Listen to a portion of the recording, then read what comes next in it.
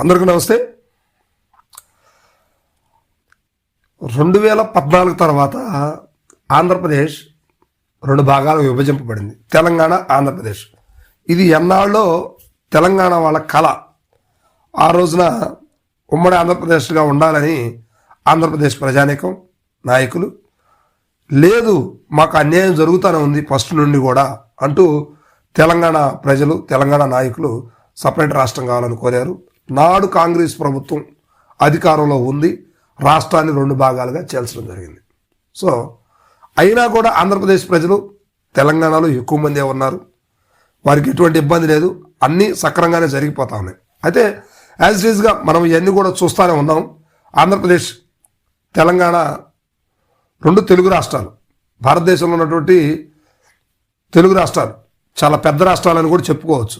అయితే ఎక్కువగా ఆంధ్రప్రదేశ్ ప్రజలు హైదరాబాదులో ఉద్యోగరీత్యా, వ్యాపార రీత్యా అన్ని విధాలుగా కూడా హైదరాబాద్లోనే సెటిల్ అయి ఉంటారు. విద్యాపరంగా కూడా, ఉద్యోగం, ప్రతిదానికి కూడా హైదరాబాద్ వెళ్ళాలని అనుకుంటారు. సో అయితే ప్రతి సంవత్సరం సంక్రాంతి పండగ సందర్భాన్ని పురస్కరించుకొని హైదరాబాద్ నుంచి ఆంధ్రప్రదేశ్కి వారి వారి ఇళ్ళకి, సొంత ప్రాంతాలకి వెళ్ళటానికి ప్రత్యేకమైనటువంటి బస్సులు, ప్రత్యేకమైనటువంటి రైళ్లు, ప్రత్యేకమైనటువంటి ట్యాక్సీస్ని ప్రభుత్వం కొంతవరకు సపోర్ట్ చేస్తూ ఏర్పాటు చేస్తూ జరుగుతుంది. అయితే ప్రస్తుతం ఈరోజు అంటే నిన్న మొన్నటి రోజున మనం చూస్తూ ఉంటే ప్రజెంట్ ఈరోజు కూడా సిచ్యువేషన్, ఈరోజు ఉదయమైనప్పటికీ ఇదే జరుగుతూ ఉంటుంది. పూర్తి స్థాయిలో ట్రాఫిక్ ఆగిపోతుంది. లక్షల్లో వాహనాలు, లక్షల్లో జనాభా, తట్టుకునే పరిస్థితి కాదు. పూర్తి స్థాయిలో ట్రాఫిక్ ఆగిపోయింది. మొత్తం ఎక్కడిదక్కడ వ్యవస్థ స్తంభించిపోయినట్టు అయిపోతుంది అనమాట. ఏ సెంటర్ చూసినా కూడా పూర్తి స్థాయిలో బస్సులు, కార్లు, ట్యాక్సీస్, బైక్స్, ఇక 2 వీలర్స్, ఎక్కడైనా కూడా ప్రతి గల్లీల్లో, ప్రతి రోడ్డు మీద పూర్తి స్థాయిలో స్తంభించిపోతుంది. ఒక్క మెట్రో ఎక్స్ప్రెస్లు మాత్రమే, పైన మెట్రో ట్రైన్స్ మాత్రమే తిరుగుతూ ఉన్నాయి.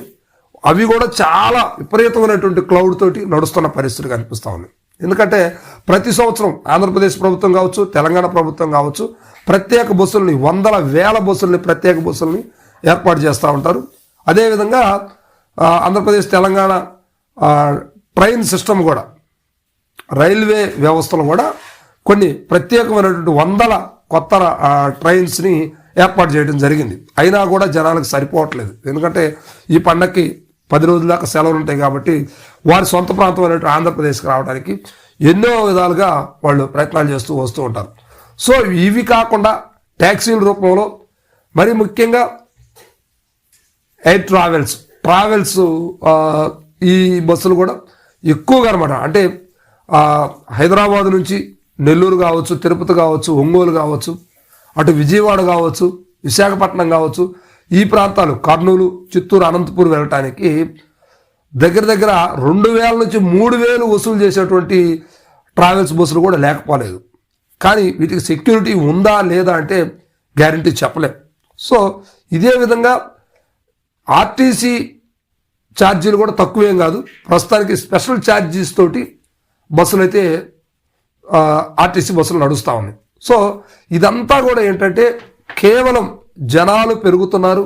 సో దానివల్లనే వ్యవస్థ స్తంభించిపోకుండా ఉండటం కోసం ఇవన్నీ కూడా జరుగుతుంది. అయితే ప్రజల్ని, అంటే ప్రయాణికుల్ని వాళ్ళ జేబులు ఖాళీ చేసే విధంగా ట్రావెల్స్ వాళ్ళందరూ కూడా ప్లాన్ చేసుకుంటా ఉన్నారు. ఇది మంచి అవకాశం వాళ్ళకి. ఈ సందర్భాన్ని పురస్కరించుకొని వాళ్ళు వాడి ఇష్టానుసారంగా టికెట్ రేట్లు పెంచేశారు. ఇక ట్రావెల్స్ బస్ స్టాపుల దగ్గర కూడా జనాలు తండోపదండాలుగా గుంపులుగా చేరుతున్నటువంటి పరిస్థితి. అయితే ట్రాఫిక్ కంట్రోల్ కావడానికి నాకు తెలిసి తెల్లవారుజాము కూడా అయ్యే పరిస్థితి అయితే ఉండదు. ఎక్కడ ఏది దొరికితే అది పట్టుకుని వెళ్ళిపోయే పరిస్థితిలో ఉన్నారు. తస్మాత్ జాగ్రత్త, ప్రమాదాలు జరగడానికి అవకాశం ఉంది. ఏదైనా తక్కువ దొరుకుతుంది కదా అని చెప్పేసి ఏది పడితే అది ఎక్కి వెళ్ళిపోవడానికి సాహసించొద్దు. కొంచెం జాగ్రత్తగా ఉంటే మంచిది అనేది ఈ వీడియో సారాంశం. అయితే మొత్తం మీద ఆంధ్రప్రదేశ్కి రావడానికి ప్రభుత్వం నిర్ణయించినటువంటి బస్సులు కావచ్చు, ట్రైన్స్ కావచ్చు, ఇవన్నీ కూడా చాలక ట్రావెల్స్, అదేవిధంగా కార్లు కూడా ఉపయోగిస్తూ ఉన్నారు. అయినా కూడా హైదరాబాదులో ట్రాఫిక్ దారుణంగా నిలిచిపోయిన పరిస్థితి ఉంది. సో ఇది కంట్రోల్ కావాలంటే మ్యాక్సిమం ముందు బయలుదేరినటువంటి కూడా వెళ్ళిపోతే తప్పితే ఈ ట్రాఫిక్ కంట్రోల్ చేయడం చాలా కష్టం అని చెప్పుకోవచ్చు. Thank you.